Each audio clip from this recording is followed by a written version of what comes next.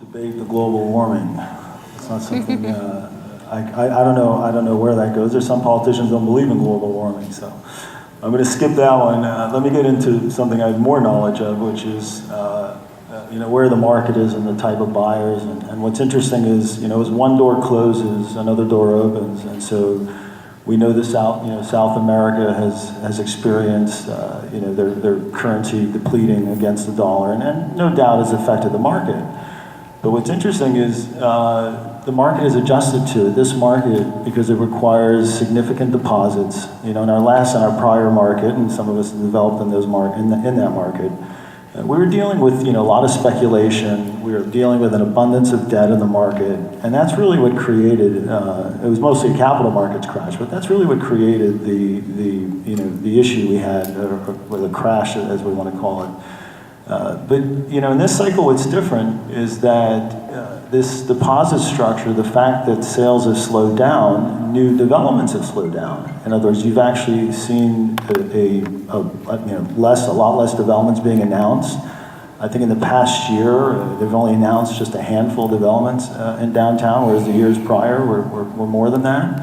And so you're seeing the market adjust to the sales versus the other way around. And so we're not seeing the speculative building that we saw in the last cycle, because lenders aren't going to lend unless there's buyers. And if there's no buyers, and so if the buyer, and we've also heard about projects being canceled because they didn't get enough buyers. It's a very sober market this time, and the market is reacting to these to the market fluctuations, and so which is good, because any project that's under construction right now is 75% sold, with virtually all of them at a 50% deposit.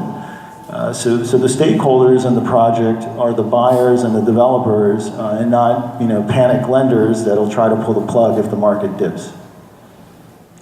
So in effect, the supply and demand market is taking care of itself almost naturally. So, yes, that's correct. Yeah. So you gentlemen agree? Of course, like what Dan said, there's projects that have been canceled, so that means that, like what you said, the supply and the demand, that obviously the better supply, the better projects, the better locations, the ones that are not trying to ask for too much money per square foot, the ones that are really good in the market, then those are the ones getting the traction. And unfortunately, if there are developers who have come new to the market from outside, who have paid too much for properties, who are in an area where they have to sell for too much per square foot, and those guys don't get the traction. And I'm proud of them for those who have closed the doors, because that's a tough pill to swallow. I mean, when you've gone, you put a lot of effort and time into doing these projects, and you haven't been able to be successful, it's tough to say, hey, let's move on. And so it's good that has been happening. And so the lesser projects there are, the more they will totally sell out.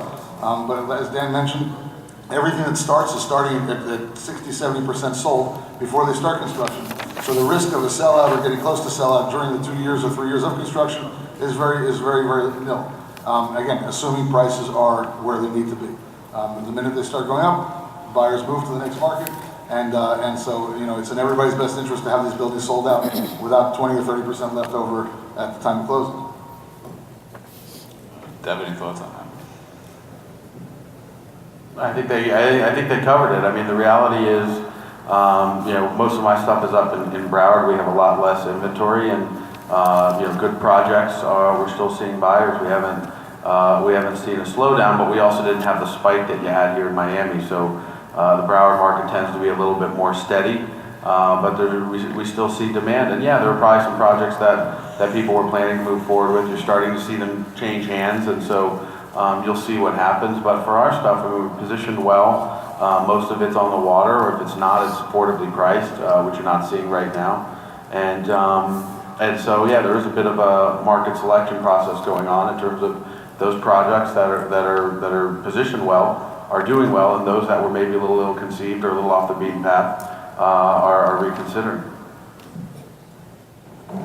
The problem I see right now is the price of land increase a lot. There's a lot of new people coming on the market with no experience who are looking to buy land at too high a price, and the numbers will not work because of the price of the land and the price of construction increasing. So with time, there will be a natural elimination, and I think the market will balance by themselves.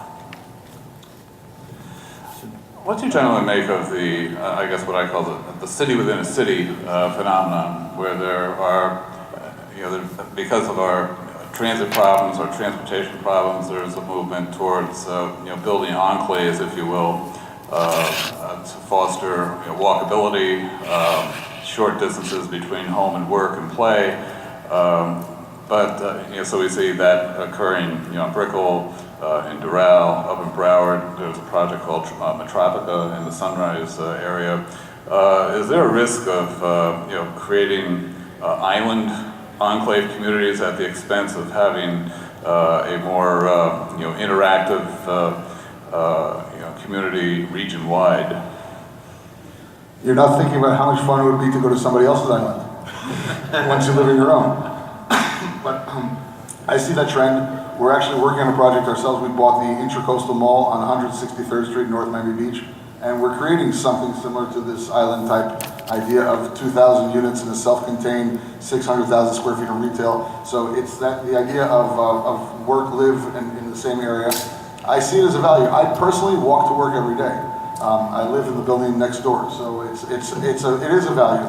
When people realize that they spend an hour each way on the road, how much time you're wasting just commuting, there is some sort of real value to be able to live, work, and play in the same area. And so there are these islands. What Dan is working on is one of these islands that he's talking about with the retail and everything else. But I'm sure that there's going to be cross-island hopping, if you will, because of course you can live in one place, but you always want to go and visit other places, especially great retail that's going to be coming here downtown and places like that. So I view it as a good thing. Very positive. Deb? Yeah, I mean, this is really, a trend around the country. It's not just limited to South Florida. This country was developed with urban centers, and then for many years, for decades, we had suburbanization, and now we have re-urbanization, where people are moving into urban cores. And in Miami, there's enough density and demand that you have multiple urban cores. So, but when you look at New York, where Gail's from originally, you look at Manhattan, that's exactly what it is. They're different neighborhoods, and they have different characteristics, and they appeal to different people. But it's not that though people stay in one district in New York City. The real question is, how do you get to those islands? With Uber, right? I mean, that's kind of solved the problem in and of itself, giving people an affordable way to travel back and forth and really give up their cars. And when you add in the mass transit that's coming into South Florida, I think the way we live in South Florida is going to change, certainly from what I've known for the 30 years that we've been here, but I would say it's changing in a good way. This is definitely the trend. Many of our buyers want to move. All our projects are downtown Fort Lauderdale, near the office building, walking distance from the beach, walking distance from the restaurant. Many of our buyers are coming from the suburb, western area. The kids go out of college and they want to move to walking distance. This is definitely the trend for the baby boomer. Walking, yeah, definitely. I think the goal is to not get kicked off the island. I think that's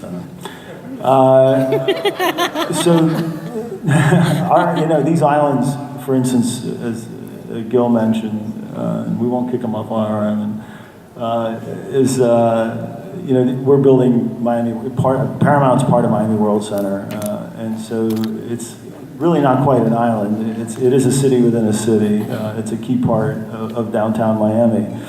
And so really, I look at these islands. You have Brickell and as Dev mentioned, all the different neighborhoods similar to New York. All these islands really start to become one eventually. And it's good having different neighborhoods. Every neighborhood has its own personality, offers something a little bit different to the owners, the people living there. And what's interesting is, for instance, when Miami World Center is built, if you're living in Brickell, now we have public transportation, and actually walkability. Eventually, they're redeveloping Flagler, which is in between our two islands.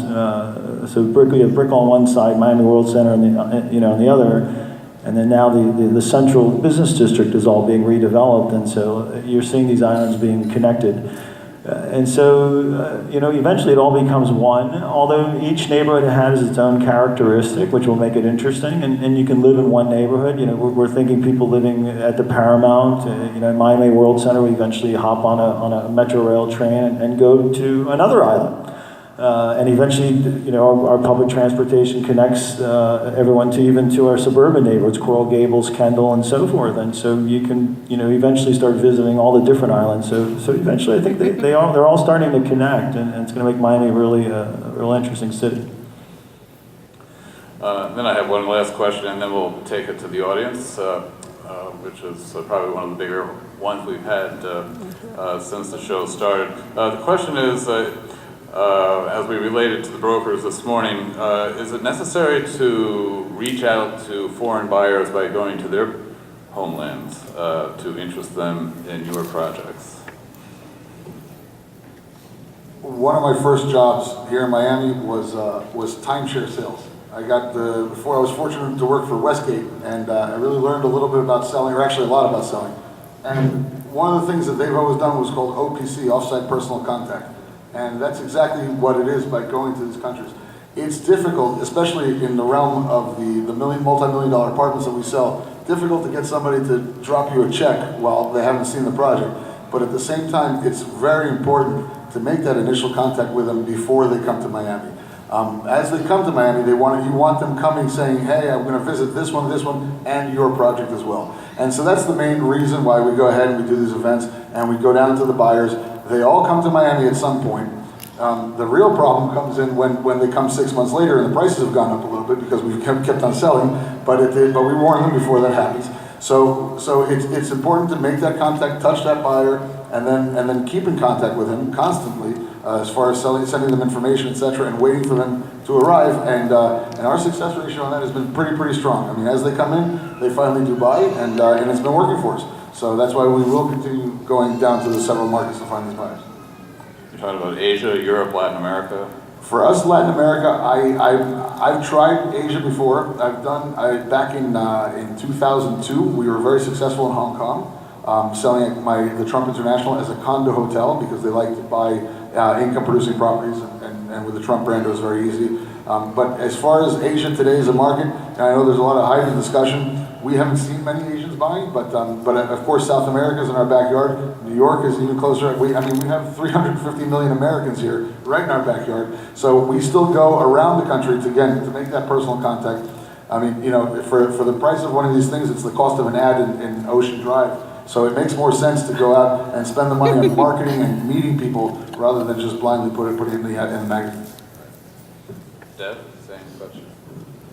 Yeah, I think right now you've got to earn your sales, and so direct buyer contact is absolutely critical. I mean, it also depends on your project. I mean, when you're selling at the high end, like where Gill is, and certainly where our Four Seasons is, that buyer tends to require a little bit more attention, and we're selling larger units and kind of big ticket prices. People want to feel that connection to the project, and if you're fortunate to get them in their home turf, I mean, you're still going to it'll probably still require a visit, but as Gil said, right now most people are coming through South Florida at some point, throughout the year. So in this environment, it's absolutely critical to stay in front of your buyers, keep that direct contact, because there is, we talked about supply coming down, but there still is a lot of supply. So you got to do everything you can to differentiate yourself. In Fort Lauderdale, we see a lot of buyers coming in 6 months, foreigner, coming mainly for the price. The price is definitely like 40-50% less than Miami.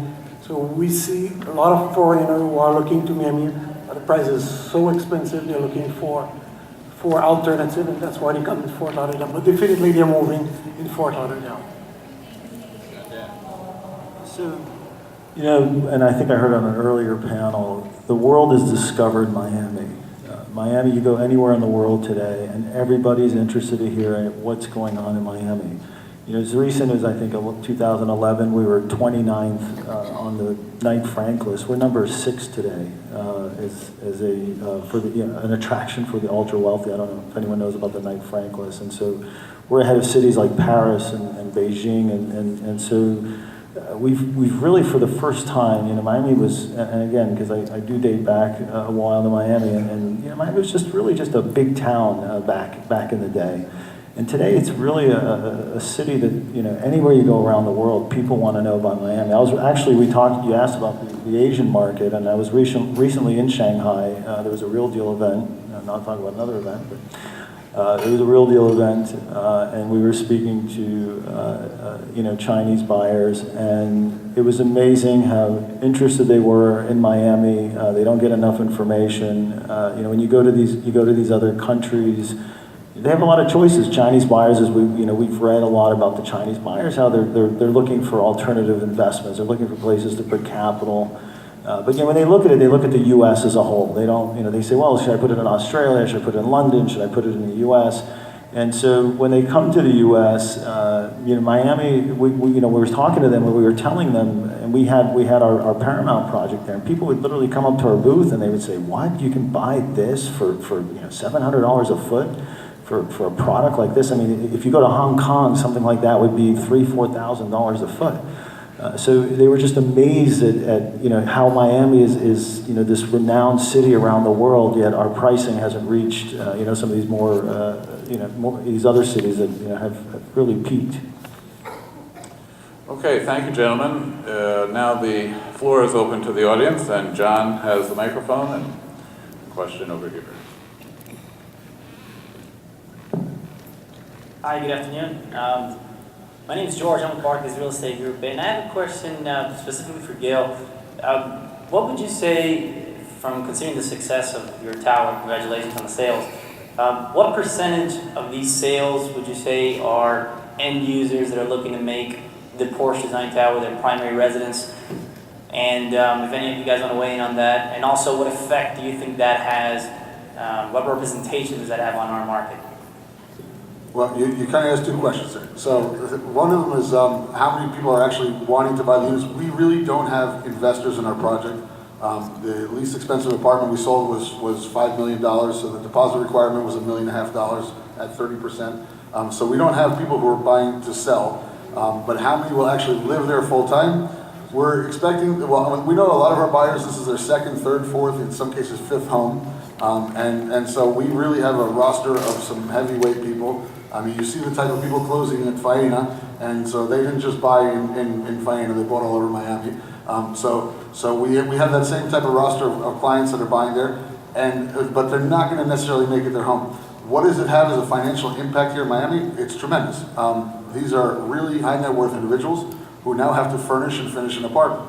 And so they will be spending per unit millions of dollars in the local market here. And of course, that's where all these vendors I see here, from furniture to architects to designers to, even the guy who sells the shades. There's going to be a need for all that kind of stuff coming through with not just my project, but all these projects going through. And that's the kind of the aura that creates from all these projects of the dollars that we're just bringing in on the real estate, but then the further dollars that these buyers are spending in order to actually live here.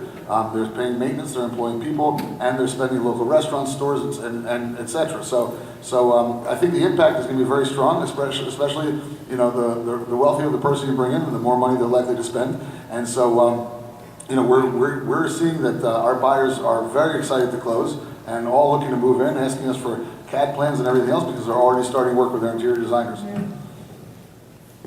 Thanks, Gil. Dave?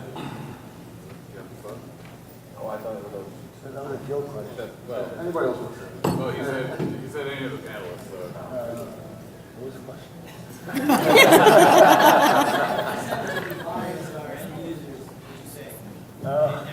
Or buyers, investors, or end users. Now you put me on the spot. I'll give you an interesting stat. Listen, a lot of pre-construction buyers, as we know, do come in as investors. It's just the nature of the business. They're going to come in at the beginning. They're going to be looking for, to get some type of, return by buying early, and that's natural. But what was interesting about Paramount, and of course here this is going to be self-serving, but what was interesting was when people come into our sales center, they get so excited about this project that they say, this is, not only do I want to buy one of these as an investment, I actually want to buy one of these to have a place here. I mean, and again, I'm going to give you a little bit of a pitch here, but we have this project that's literally in the center of downtown Miami World Center. Some of you that are now familiar with it, just to give you the 30 seconds, it's a 27-acre mixed-use project with major mall anchored by Bloomingdale's and Macy's, and then Paramount sits on top of the mall. It's a signature tower of Miami World Center, and so